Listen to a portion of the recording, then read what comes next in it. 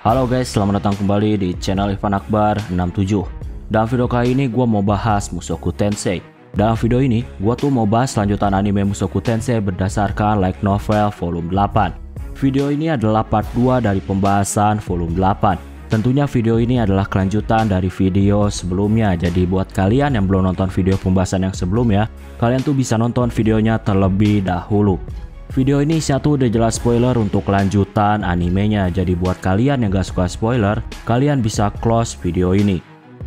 Sebelum kita mulai, gue mau ngingetin lagi ke kalian, jangan lupa untuk subscribe channel ini. Dan jangan lupa juga untuk nyalain loncengnya, supaya kalian dapat notif kalau channel ini update video terbaru.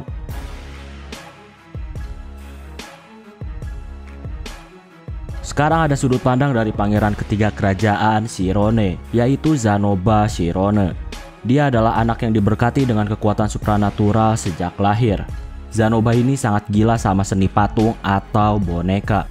Zanoba juga adalah orang yang mesum. Rudeus saat ini, dia tuh mergokin Zanoba lagi meluk patung seksi dengan telanjang bulat. Kejadian itu adalah murni kesalahannya Rudeus, karena Rudeus tuh nggak ngetuk pintu kamar terlebih dahulu dan dia tuh malah langsung masuk ke kamar. Zanoba saat ini tuh lagi bersujud di hadapan Rudeus dan dia tuh lagi-lagi meminta untuk diajarin cara membuat patung. Rudeus ini udah sering menolak Zanoba karena waktunya belum tepat dan sekarang menurutnya adalah waktu yang tepat untuk ngajarin Zanoba. Kesimpulannya, ternyata Zanoba ini gagal membuat patung seperti Rudeus. Dia tuh nggak bisa pakai sihir bumi tanpa mantra ketika membuat patung. Selain itu, kapasitas mana Zanoba juga sangat sedikit. Jadi sulit untuk membuat patung yang sama seperti Rudeus. Di Isekai, melakukan sihir tanpa mantra tuh ternyata adalah teknik yang tinggi. Hanya ada beberapa orang yang bisa melakukannya. Rudeus tuh senang karena dia tuh bisa melakukannya ketika dia masih kecil. Di sini diketahui juga, sekeras apapun Zanoba membuat patung seperti Rudeus, dia tuh tetap aja nggak bisa, walaupun cuma satu bagian tubuh, Zanoba nggak bisa. Melihat Zanoba yang terlihat bekerja keras tapi masih belum bisa berhasil, Rudeus di sini minta maaf kepada Zanoba. Zanoba bilang kalau Rudeus tuh nggak perlu minta maaf. Zanoba ini memang nggak berbakat dalam membuat patung seperti Rudeus. Rudeus pun di sini mikirin cara lain. Rudeus di sini menciptakan tanah liat. Rudeus bilang kalau Zanoba tuh bisa membuat patung dengan teknik memahat patung. Dengan teknik memahat, maka Zanoba tuh nggak perlu pakai mana. Cuma masalahnya, kalau memahat patung harus terus diasah supaya skill memahatnya menjadi semakin hebat. Zanoba di sini kegirangan karena dia tuh akhirnya bisa membuat patung dengan metode yang lain. Singkatnya ternyata Zanoba juga nggak terlalu bagus dalam hal memahat. Ujung jari Zanoba ini kurang baik dalam memahat. Alasannya, karena Zanoba tuh telah diberkati kekuatan supranatural. Jadi itu bisa mengganggu proses ketika lagi memahat. Tapi walaupun gitu, Zanoba ini masih terus bekerja keras. Sampai akhirnya dia tuh berhasil membuat satu patung. Patungnya ternyata sangat jelek. Dan Zanoba tuh sedih karena dia tuh masih belum bisa membuat patung yang sama seperti Rudeus. Saat ini, Rudeus tuh lagi mengobrol sama Fitz. Rudeus tuh ngasih tahu kalau dia tuh lagi ngajarin Zanoba cara untuk membuat patung. Fitz di sini terkejut dan dia tuh terus menyimak cerita Rudeus. Rudeus pun nunjukin cara buat patung dan dia tuh berhasil membuatnya. Di sini Fitz ternyata terkesima sama mahakarya buatan Rudeus. Fitz di sini mencoba untuk meniru sihir yang dilakuin sama Rudeus, tapi ternyata hasilnya gagal. Fitz kesulitan membentuk patung sesuai dengan apa yang telah dia pikirkan. Fitz bilang kalau teknik Rudeus itu bukanlah teknik yang bisa ditiru sama orang lain. Mendengar semua cerita tentang Zanoba, Fitz di sini nyaranin kalau Zanoba tuh bisa pakai budak untuk membuat patungnya. Setelah mengobrol, Rudeus pun pergi. Rudeus di sini ngasih tahu Zanoba tentang membuat patung memakai budak. Zanoba yang udah nggak bisa apa-apa lagi, dia pun tertarik untuk mencari budak yang bisa buatin dia patung.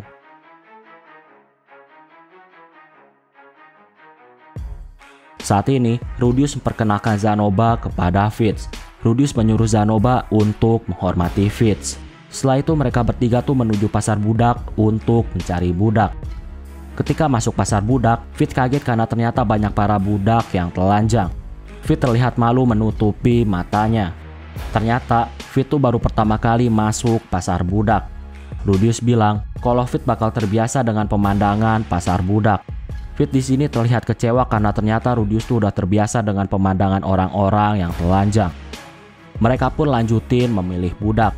Fit di sini nyaranin untuk mencari budak dari ras dwarf. Ras dwarf tuh punya keahlian dalam membuat sesuatu. Selain itu, Fit juga nyaranin untuk mencari budak yang masih kecil. Mempelajari sihir tanpa mantra akan lebih efektif jika diajarin dari kecil. Fit di sini juga cerita tentang dia dan gurunya ketika dia masih kecil. Tentunya guru Fit adalah Rudius. Tapi di sini Rudius tuh nggak sadar kalau yang lagi diceritain tuh adalah dirinya. Fit di sini tegasin kalau dia tuh sangat menghormati gurunya. Di sini Rudius tuh tertarik ingin bertemu sama guru dari Fit. Fit di sini hanya tertawa. Fit bilang kalau itu nggak mungkin. Rudius di sini penasaran kenapa dia tuh nggak bisa bertemu dengan guru Fit. Di sini Fit cuma tertawa kecil dan dia bilang kalau itu semua rahasia. Ketika melihat senyum Fit, jantung Rudius tuh berdetak dengan kencang. Rudius tuh nggak ngerti kenapa dia tuh bisa deg-degan ketika bersama Fit yang merupakan seorang pria. Rudius juga di sini tuh tiba-tiba ingat sama Sylvie dan dia tuh penasaran gimana kabar Sylvie. Singkatnya mereka tuh mendatangi salah satu dari toko.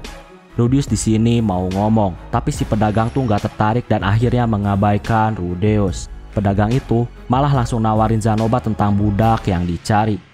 Zanoba langsung mengambil cakar besi dan dia tuh mengangkat kepala pedagang itu.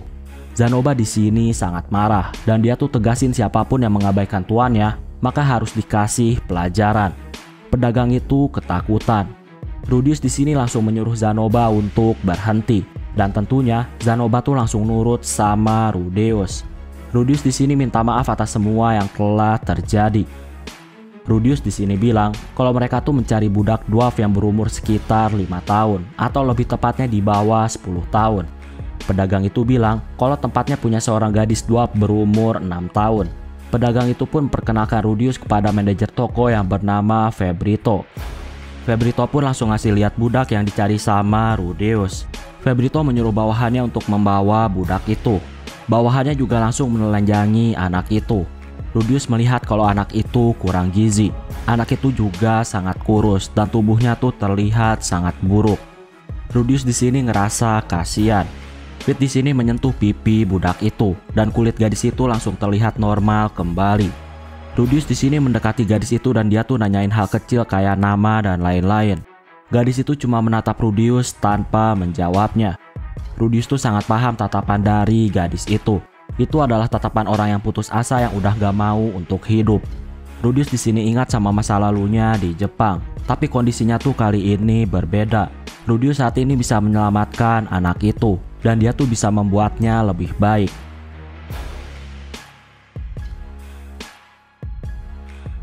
Rudius masih ngasih beberapa pertanyaan untuk gadis itu. Gadis itu nggak jawab, tapi karena Rudius tuh nanya dengan lembut, akhirnya gadis itu ngasih tahu dengan gemetaran kalau dia tuh nggak mau mati. Rudius di sini mutusin untuk membeli gadis itu, dan gadis itu pun dipakein sebuah jubah. Gadis itu juga dimandikan dan dibeliin baju yang bagus. Tentunya gadis itu juga dikasih makanan yang enak. Rudius di sini nanya tentang siapa nama gadis itu. Ternyata gadis itu malah bingung. Fit di sini ngasih tahu kalau para dwarf mereka tuh nggak punya nama sebelum mencapai umur 7 tahun. Biasanya para dwarf ngasih nama berdasarkan keahlian anak dwarf. Nah, karena gadis itu adalah budak milik Zanoba, Rudius minta Zanoba untuk ngasih nama gadis itu. Zanoba di sini ngasih nama Julius. Rudius di sini nggak ngerti kenapa Zanoba tuh ngasih nama Julius. Julius tuh adalah nama cowok. Rudius pun menggantinya dengan nama Juliet. Julie di sini tersenyum bahagia ketika dia tuh dikasih nama. Oke, selanjutnya ada kisah dari ras Bespoke. Alasan Linnea dan Pursena disekolahin di sekolah sihir, tujuannya tuh untuk ngajarin mereka tentang kebijaksanaan. Keduanya tuh adalah keturunan pemimpin para Bespoke. Tentunya sebagai keturunan pemimpin, para Bespoke tuh menghormati dan berlutut di hadapan keduanya. Nah, ayah mereka tuh mau ngajarin mereka kalau mereka tuh harusnya gak jumawa dengan apa yang telah mereka punya. Dunia ini sangat luas, bakal ada orang-orang yang gak menghormati mereka. Jadi intinya, Linnea dan Pursena tuh disekolahin di sekolah sihir. Tujuannya tuh supaya mereka tuh gak menganggap kalau diri mereka tinggi karena terlahir di keluarga pemimpin Bespoke. Tapi sayangnya keputusan orang tua mereka ternyata salah. Pihak akademi itu malah ngasih fasilitas istimewa kepada Linia dan Pursena. Ditambah lagi para siswa juga memuja dan menyanjung keduanya. Tujuan orang tua mereka tuh supaya anaknya nggak ngerasa tinggi. Tapi ternyata di akademi itu, anaknya malah diperlakukan tinggi dan istimewa. Ketika pertama kali masuk akademi, Linia dan Pursena tuh sebenarnya ketakutan ketika hidup berdampingan sama manusia. Tapi setelah melihat respon manusia, mereka tuh jadi ngerasa tinggi. Dan akhirnya mereka tuh jadi bos dari faksi mereka sendiri. Tapi kekuasaan keduanya tuh harus tumbang di tahun kedua. Di tahun kedua datang Putri Ariel beserta pengawalnya. Ariel ini dihujani pujian sebagai siswa berprestasi. Dan tentunya Ariel juga sangat baik. Intinya pujian baik terhadap Ariel. Sedangkan Linia dan Pursena tuh dihujani sebagai siswa nakal yang buruk. Karena itu, Linia dan Pursena mulai melakukan pembulian terhadap Ariel. Tapi suatu ketika, faksi mereka tuh dijatuhkan oleh Fit. Semua anggota faksi yang berjumlahnya 20, semuanya tuh dikalahkan oleh Fit sendirian. Pihak akademi pun mengusir semua anggota faksi kecuali Linia dan Pursena.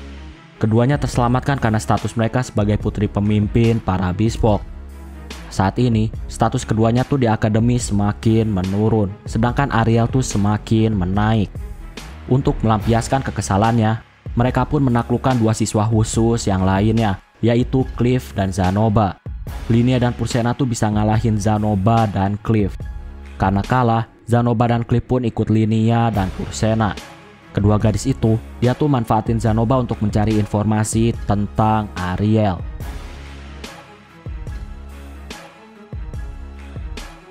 Sebulan telah berlalu sejak Zanoba membeli Julie. Julie saat ini terus dilatih sama Rudius. Rudius ini pakai metode aneh untuk ngajarin anak-anak. Bagi Zanoba, metode itu harusnya nggak efektif. Tapi ternyata hasilnya, Julie tuh bisa membuat gumpalan tanah dengan sihir tanpa mantra. Dan itu bisa dilakuin hanya dalam waktu 1 bulan. Zanoba senang menganggap Rudius tuh sebagai masternya. Rudius tuh memang orang yang layak untuk diikuti sama Zanoba. Selain ngajarin sihir, tentunya Julia juga diajarin bahasa manusia sama Rudeus. Julia ini dengan cepat bisa belajar bahasa. Bisa dibilang kalau Julia ini adalah anak yang bisa memahami pelajaran dengan cepat. Di suatu malam, Zanoba di sini ngajarin Julia tentang sejarah dan keindahan patung-patung. Julia ini adalah budak Zanoba dalam membuat patung. Jadi Julia tuh harus paham patung seperti apa yang sangat diinginkan sama Zanoba. Gak lama tiba-tiba datang Rudius dan nanyain tentang patung Roxy. Di sini Zanoba keringet dingin.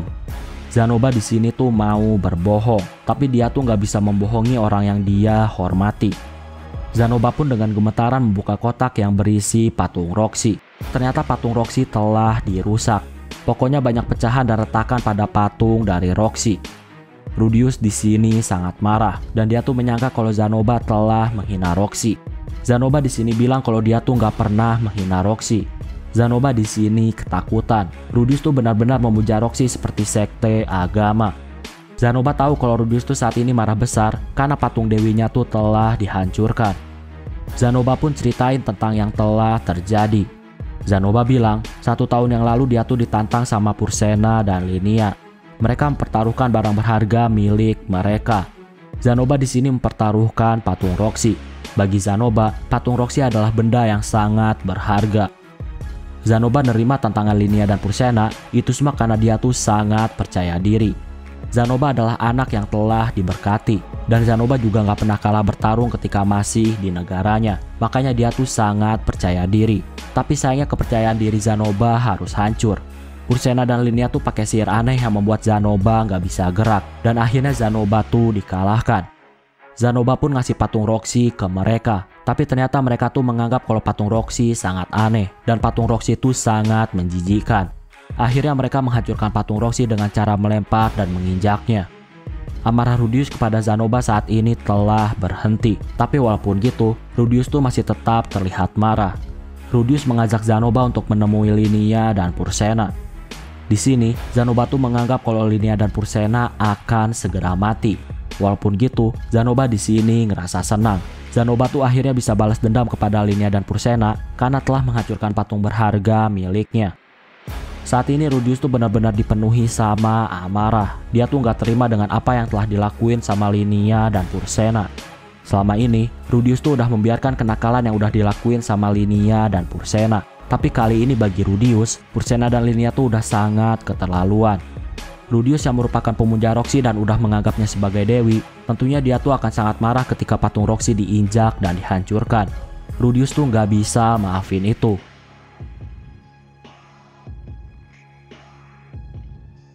Rudius di sini tegasin ke Zanoba kalau kedua gadis itu harus dihukum karena telah menentang Dewi. Rudius bilang kalau dia tuh butuh bantuan Zanoba untuk menghadapi kedua gadis itu. Zanoba bilang kalau Rudius tuh nggak butuh bantuan. Kekuatan Rudius sendiri tuh udah cukup untuk menghabisi kedua gadis. Rudius di sini tetap menyuruh Zanoba untuk membantunya. Rudius gak mau terlalu percaya diri. Di dunia tuh selalu ada orang yang kuat. Jadi Rudius tuh gak mau gegabah.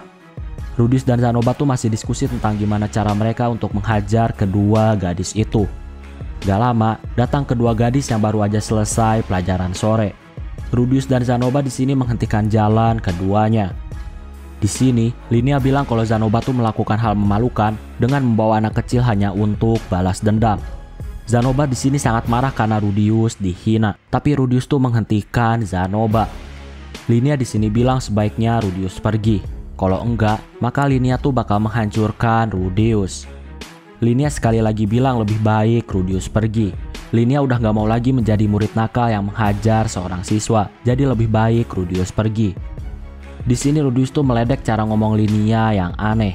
Jadi, cara ngomong Linia tuh di akhirnya selalu mengeong. Makanya Rudius tuh mengomentari hal itu. Linia di sini sangat marah karena cara ngomongnya tuh diejek sama Rudius. Di sini Linia tuh mulai bergerak.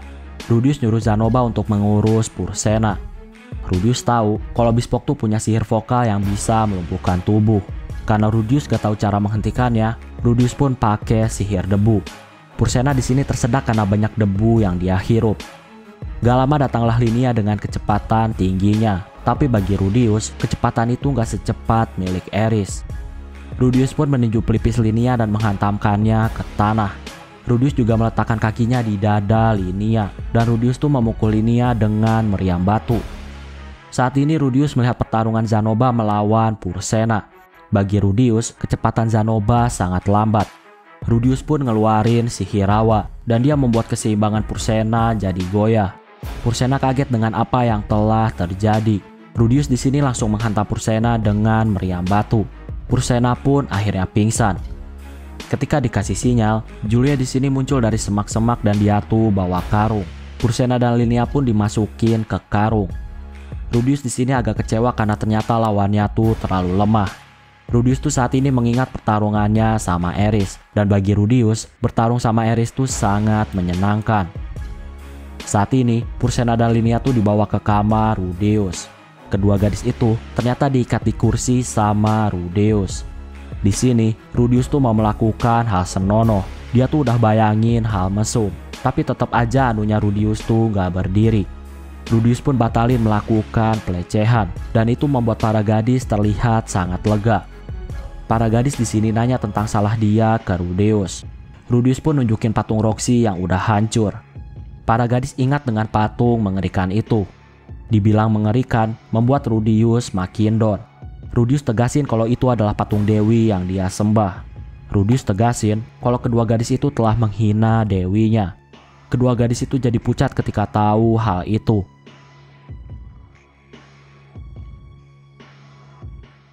Di sini kedua gadis tuh saling menyalahkan. Mereka tuh gak mau disalahin atas pengerusakan patung Dewi. Rudius di sini menghentikan keributan dengan bilang bahwa kedua gadis tuh harus bertanggung jawab. Jadi gak perlu salah-salahan. Rudius di sini bingung tentang hukuman apa yang pantas untuk kedua gadis. Agama Roxy baru didirikan Rudius, jadi dia tuh nggak tahu tentang hukum-hukum agama. Linia di sini tegasin kalau ayah dan kakeknya tuh nggak akan pernah maafin Rudius kalau melakukan hal aneh kepada mereka. Rudius di sini bilang kalau dia tuh ingat ketika dia di desa Bispock, dia tuh telah dihukum oleh Gis atas tuduhan melecehkan binatang suci. Dan hukumannya saat itu, Rudius ditelanjangi dan disiram air dingin selama 7 hari. Rudius di sini kepikiran untuk melakukan hal yang sama kepada kedua gadis. Kedua gadis tuh di sini gak mau dihukum seperti itu. Kedua gadis pun minta maaf. Mereka tuh gak tahu kalau ternyata patung itu adalah patung Dewi yang disembah sama Rudius. Kedua gadis di sini terus minta maaf. Rudius di sini minta saran Zanoba, tapi karena Zanoba psikopat, tentunya dia mau kalau kedua gadis itu dihancurkan seperti mereka ngancurin patung. Tentunya Rudius tuh menolak pembunuhan. Besoknya, Rudius cerita ke Fitz kalau dia tuh menahan kedua gadis di kamarnya. Rudius bilang kalau dia tuh udah ngasih tahu guru bahwa kedua gadis tuh izin gak bisa ikut kelas. Fitz di sini kaget dengan hal itu. Fitz di sini ngasih tahu kalau kedua gadis itu adalah orang penting bagi para bispok. Rudius bilang kalau dia tuh kenal semua petinggi para bispok. Fitz kaget karena ternyata Rudius tuh kenal para petinggi. Rudius ceritain semua yang terjadi ketika dia tuh di desa bispok. Fitz di sini paham dengan semuanya. Fitz di sini punya ide dan mereka pun menuju kedua gadis. Ternyata ketika sampai sana, kedua gadis tuh terlihat sangat suram. Kedua gadis bilang kalau mereka tuh udah sangat lelah diikat. Rudius tuh bisa membuka talinya. Kedua gadis berjanji kalau mereka tuh nggak bakal kabur. Mereka juga di sini minta makan karena stamina mereka tuh terkuras habis. Rudius pun melepaskan ikatan mereka. Mereka di sini janji kalau mereka tuh bakal menjadi pengikut Rudeus. Mereka menyesal karena telah mengejek agama dan dewi orang lain. Mereka tuh sangat paham kalau mengejek dan merendahkan agama lain, hal itu adalah hal yang paling buruk. Saat ini kedua gadis tuh memanggil Rudius dengan sebutan bos. Mereka saat ini mau pulang dan makan. Rudius di sini nggak ngerti kenapa mereka tuh manggil dia dengan sebutan bos. Di sini kedua gadis tuh masih terlihat sombong dan angkuh. Hal itu membuat Fitz jadi kesal. Kedua gadis bilang kalau Fitz tuh nggak usah ikut campur. Rudius di sini marah lagi dan dia tuh menyuruh keduanya untuk diam. Berdasarkan saran dari Fitz, kedua gadis pun mukanya dicoret-coret. Kedua gadis terlihat kesal karena mukanya dicoret-coret. Fitz di sini ngasih tahu kalau tinta yang dipakai adalah tinta khusus dari suku tertentu. Tinta itu bisa jadi sangat permanen kalau Fitz bacain mantranya. Fitz bilang kalau kedua gadis masih bertingkah sombong dan angkuh di hadapan Rudius dan yang lainnya, maka Fitz tuh bakal membaca mantra supaya tintanya tuh jadi permanen. Fitz juga di sini ngasih cat di punggung kedua gadis, tentunya dengan kata-kata yang sangat memalukan. Untuk cat muka, kedua gadis tuh boleh menghapusnya. Tapi untuk cat di punggung, Fitz bilang kalau cat itu akan hilang selama 6 bulan. Dengan gitu, kedua gadis tuh nggak bisa bertingkah lagi.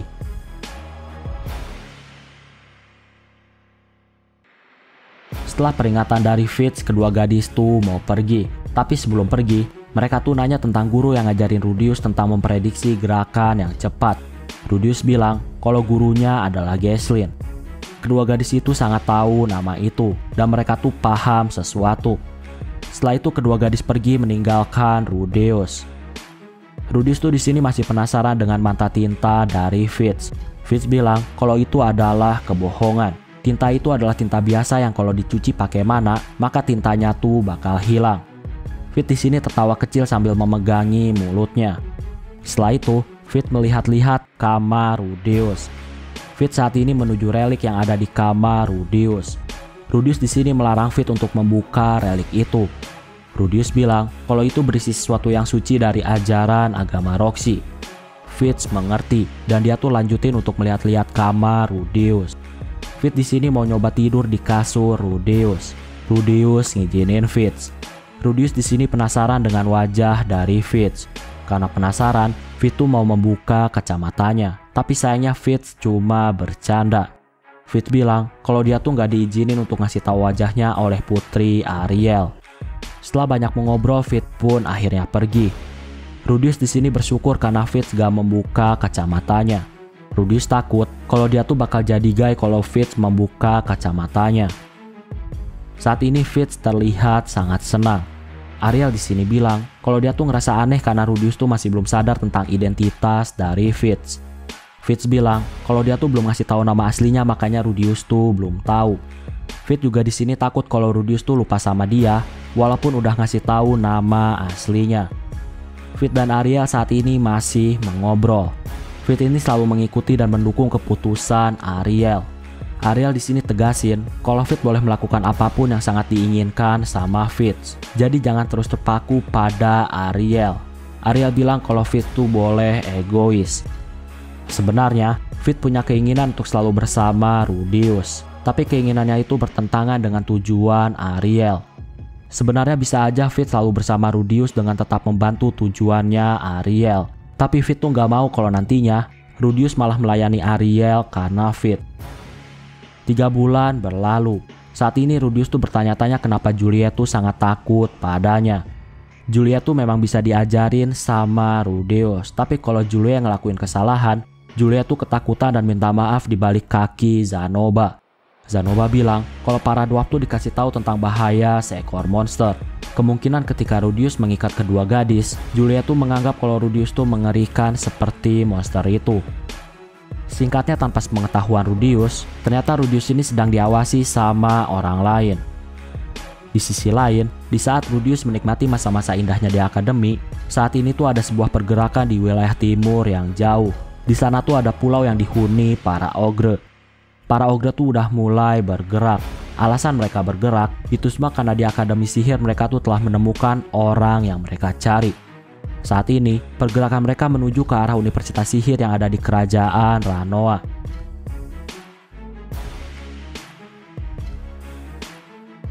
Nah, itulah untuk pembahasan video kali ini. Jadi di sini gua tuh cuma merangkum cerita. Kalau kalian mau lebih detail, kalian tuh bisa baca novelnya sendiri. Oke, kayaknya cukup tuh video pembahasan kali ini. Terima kasih karena udah nonton video ini sampai habis. Jangan lupa untuk subscribe, like, dan yang paling penting adalah jangan lupa untuk share video ini ke teman-teman kalian. Sampai bertemu kembali di video-video selanjutnya. Terima kasih.